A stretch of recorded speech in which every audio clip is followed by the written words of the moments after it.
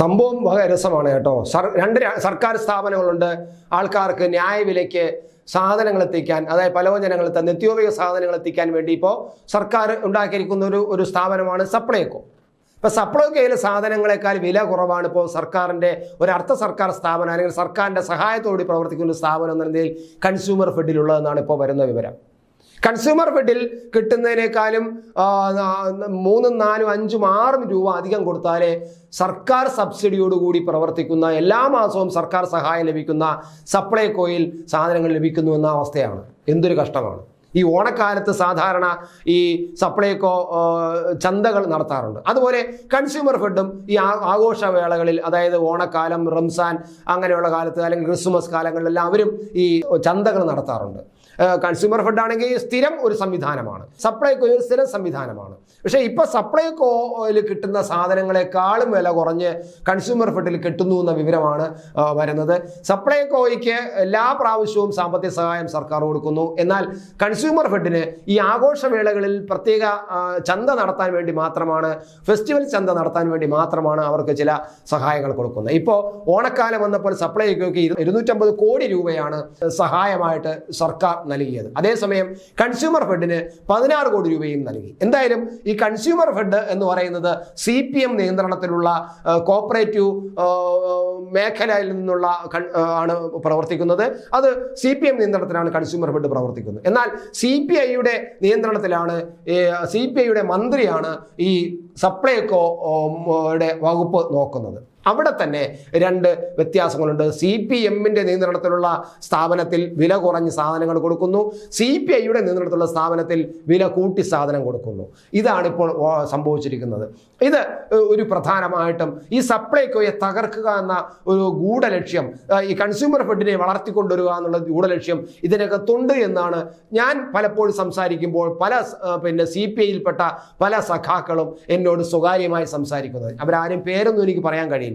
ഒരുപക്ഷെ മന്ത്രിയോടൊപ്പം ചേർന്ന് നിൽക്കുന്ന പലരുടെയും സംസാരിച്ചപ്പോഴും എന്താണ് നിങ്ങളുടെ ഈ സപ്ലൈകോ ഇങ്ങനെ കാലിയായി കിടക്കുന്നത്, മഹാ കഷ്ടമാണല്ലോ, ഈ ചന്ദ്രശേഖരൻ നായരുടെ കാലത്ത് കൊണ്ടുവന്ന ഈ നല്ലൊരു സംവിധാനത്തെ തകർക്കുമോ, അല്ലെങ്കിൽ അത് നേരെ കൊണ്ടുപോകാൻ കഴിയുന്നില്ല എന്നൊക്കെ ചോദിക്കുമ്പോൾ എന്ത് ചെയ്യാം, ഇത് തകർക്കാനുള്ള ഒരു അജണ്ട പാർട്ടി തലത്തിലും ഗവൺമെൻറ് തലത്തിലും സംഭവിച്ചിരിക്കുന്നു. അത് കൺസ്യൂമർ ഫെഡിനെ വളർത്തിക്കൊണ്ടുവരാനും സപ്ലൈകോയെ തകർക്കാൻ വേണ്ടിയുള്ള ഒരു ഗൂഢതന്ത്രം നടക്കുന്നു എന്നൊക്കെയാണ് അവർ എന്നോട് പറയുന്നത്. ശരിയായിരിക്കാം, അവരുടെ പാർട്ടികളിൽ ചിലപ്പോൾ അത്തരം കാര്യങ്ങൾ ചർച്ച ചെയ്ത്, പാർട്ടി ഘടകങ്ങളിൽ അത്തരം കാര്യങ്ങൾ ചർച്ച ചെയ്തിട്ടുണ്ടായിരിക്കാം. അതുകൊണ്ടാണല്ലോ അവർ പലപ്പോഴും നമ്മളത് പറയുന്നത്. പക്ഷേ അവർക്ക് പുറത്തു പറയാനും കഴിയില്ല. എന്തായാലും ഈ ഓണക്കാലത്ത് വില കുറച്ചു കൊടുക്കാൻ സപ്ലൈകോ കഴിഞ്ഞില്ല. മാത്രമല്ല സപ്ലൈകോ ഉണ്ടാക്കിയത് തന്നെ പൊതുവിപണിയിലെ വിലയെ നിയന്ത്രിക്കാൻ വേണ്ടിയിട്ടാണ്, കൺട്രോൾ ചെയ്യാൻ വേണ്ടിയിട്ടാണ്. അല്ലാതെ പൊതുവിപണിയിലെ വില അനുസരിച്ച് സപ്ലൈകോയിലെ വില നിശ്ചയിക്കാനല്ല, സപ്ലൈകോയിലെ വില അനുസരിച്ച് പൊതുവിപണി വില നിശ്ചയിക്കപ്പെടണം എന്ന ലക്ഷ്യത്തിലാണ്. പക്ഷേ ഇപ്പോൾ സംഭവിച്ചിരിക്കുന്നത് പൊതുവിപണിയിലെ വില അനുസരിച്ച് സപ്ലൈകോയുടെ വില പരിഷ്കരിക്കണമെന്ന് ഒരു മന്ത്രിസഭ തീരുമാനമെടുത്തിരിക്കുന്നു. ആ മന്ത്രിസഭയിൽ CPIയുടെ മന്ത്രിയും സമ്മതിച്ചു കൊടുത്തിരിക്കുന്നു, അല്ലെങ്കിൽ CPIയുടെ മന്ത്രിമാരും സമ്മതിച്ചു കൊടുത്തിരിക്കുന്നു. ഈ ചതി, അതായത് കൺസ്യൂമർ ഫെഡിനെ വളർത്തിക്കൊണ്ടുവരാനുള്ള ഒരു രഹസ്യ അജണ്ടയാണെന്ന് ആ മന്ത്രിസഭയിലിരിക്കുന്ന CPI മന്ത്രിക്കോ മന്ത്രിമാർക്കോ തിരിച്ചറിയാൻ കഴിയാതെ പോയിരിക്കുന്നു എന്നാണ് എനിക്ക് തോന്നുന്നത്. എന്തായാലും ഇപ്പോഴത്തെ ഒരു ഓണക്കാലത്തെ വില അനുസരിച്ച് ചന്തയിലെ വില ഞാൻ പറയാം. മട്ട അരിക്ക് 30 രൂപയാണ് ഉണ്ടായിരുന്നത്. അത് സപ്ലൈകോ 33 രൂപയായിട്ട് ഉയർത്തി. അത് GSTയും പാക്കേജിങ് സംവിധാനം കൂടെ വരുമ്പോൾ അത് 36 രൂപ വരെ ആവും. പക്ഷേ അരി തൂക്കി കൊടുക്കുകയാണെങ്കിൽ 33 രൂപയ്ക്ക് തന്നെ കിട്ടും. എന്നാൽ അത് പാക്ക് ചെയ്ത് കൊടുക്കുകയാണെങ്കിൽ അത് 36 ചില്ലറ രൂപ കൊടുക്കേണ്ടി വരും. അതേസമയം കൺസ്യൂമർ ഫെഡിൽ 30 രൂപയ്ക്ക് തന്നെ അരി കൊടുക്കുന്നു എന്നാണ് നമ്മൾ കാണേണ്ടത്. അതുപോലെ മുളകിന്, തുവരപ്പരിപ്പ് പറയാം, അതാണല്ലോ ഏറ്റവും വരെ. തുവരപ്പരിപ്പിന് 111 രൂപയായിരുന്നു ഇപ്പോൾ കൺസ്യൂമർ ഫെഡിന്റെ വില. അത് സപ്ലൈകോയിൽ അത് 111 രൂപയായിരുന്നു. പക്ഷേ അതിപ്പോൾ 115 രൂപയായിട്ട് കൂട്ടി. അവിടെയും ഈ മുളക് പാക്ക് ചെയ്തല്ലാതെ കൊടുക്കാൻ പറ്റില്ല, തൂക്കി കൊടുക്കാൻ പറ്റില്ല. അങ്ങനെ പാക്ക് ചെയ്ത് കൊടുക്കുമ്പോൾ മുളകിന് 122 രൂപ വരെ GSTയും അതുപോലെ പാക്കിംഗ് ചാർജും കൂടെ 122 രൂപ വരെ ആവും.